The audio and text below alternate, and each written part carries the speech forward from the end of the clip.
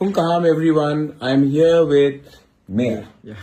Mayor is a young boy and Mayor has come today to meet me with his father right here. Namaste. And one more special guest, Mayor's mother, right? She is right here. Sapna, मेरा MLA. So सपना आया और सपना ने कहा कि जो भी हुआ है ठीक नहीं हुआ, लेकिन everybody deserves a second chance, क्योंकि हम लोग तिपरासा लोग सिर्फ कितना है 10-11 लाख 12 लाख, और अगर हम लोग एक दूसरे से फाइट करेंगे तो नुकसान हमारा नेक्स्ट जनरेशन का होगा.